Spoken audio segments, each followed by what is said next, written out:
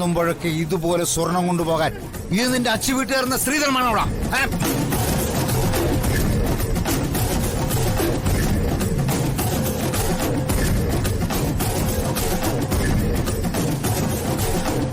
ഇത് എന്റെ സമ്പാദ്യ.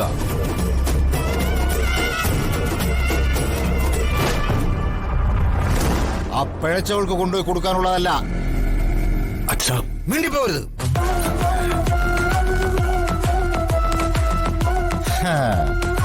രാഷ്ട്രീയ രംഗത്ത് എന്നെ മുച്ചൂട് നശിപ്പിക്കാൻ ഇറങ്ങിയവളാ വന്ദന.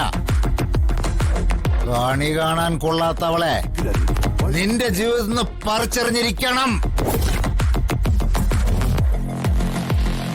അവളെ കളയാതെ ഈ വീട്ടിൽ നിന്ന് നിനക്ക് പച്ച വെള്ളം കിട്ടില്ല.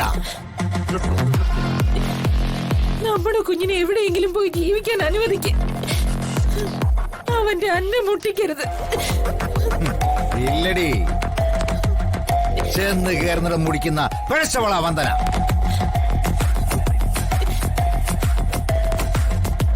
അവളോടൊപ്പം ഇവൻ ജീവിക്കാൻ ഈ ലോകത്ത് ഒരിടത്തും ഈ കുറിപ്പ് സമ്മതിക്കില്ല.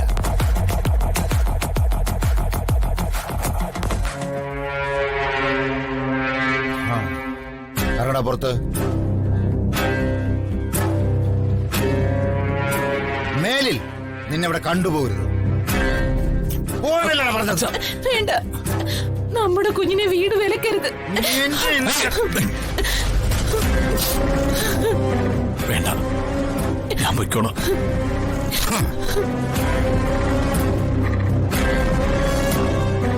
എനിക്ക് വേണ്ടി അമ്മ വെറുതെ യാചിക്കണ്ട.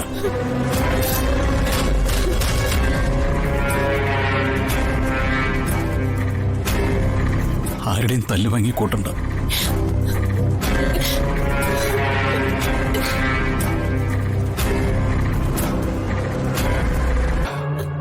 ദൈവം ജന്മം നൽകിയിട്ടുണ്ടെങ്കിൽ എനിക്കുള്ള അന്നവും കണ്ടുവച്ചിട്ടുണ്ടാവും അമ്മേ. ഞാൻ എങ്ങനെയെങ്കിലും ജീവിച്ചോളാം.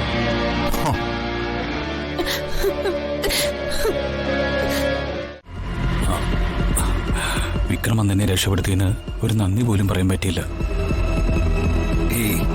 അതൊന്നും സാരമില്ല.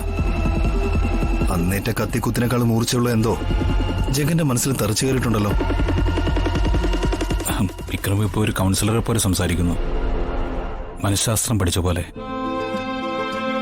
ചില കാര്യങ്ങൾ പഠിക്കുന്നതും മനസ്സിലാക്കുന്നതും ജീവിതത്തിന്റെ ക്ലാസ് മുറികളിൽ നിന്നാ, ചിലത് ചില നഷ്ടങ്ങളിൽ നിന്നും.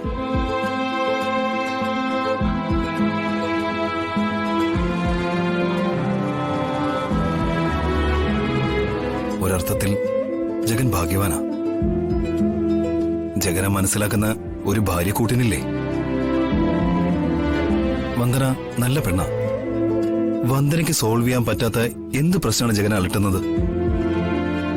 മനസ്സാ വാച അറിയാത്ത കുറ്റത്തിന് ആരോ വന്ദനെ എന്റെ അച്ഛന്റെ മുമ്പിൽ കുടുക്കിയിരിക്കുകയാണ്.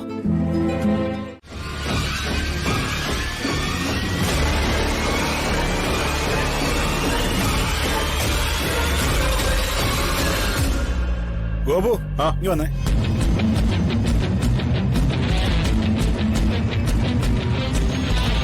എന്തേട്ടാ? ആ കാറിന്റെ ഏറിയൊക്കെ ചെയ്തിട്ട് വിട്ടേക്ക്.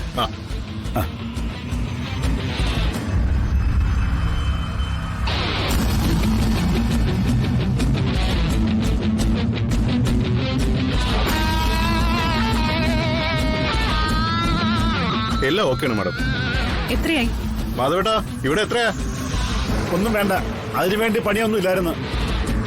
ശരി എന്നാ, താങ്ക് യു.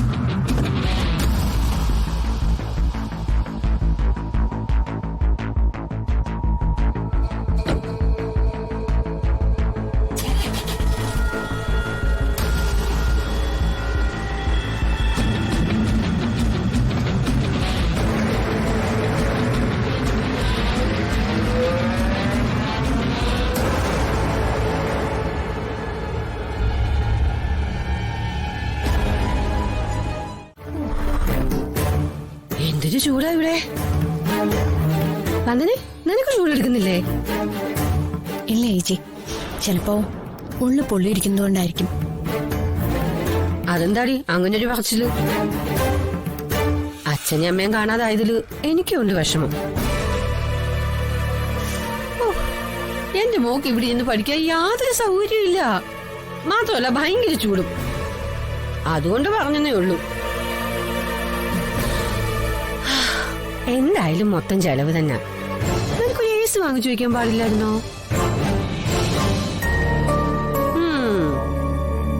നിന്റെ നോട്ടത്തിൽ തന്നെ ഒരു ചോദ്യം ഉണ്ടല്ലോ. കാരന്റെ ചാർജ് ഞാൻ അടയ്ക്കുമെന്നല്ലേ? ആ, ഒരു 5 സ്റ്റാർ ഏസി വാങ്ങിയ അത്ര വലിയ കറണ്ടൊന്നും ആവില്ല. പിന്നെ ഇത് വാടക വീടായതുകൊണ്ട് സോളാർ വയ്ക്കാനൊന്നും പറ്റില്ലല്ലോ.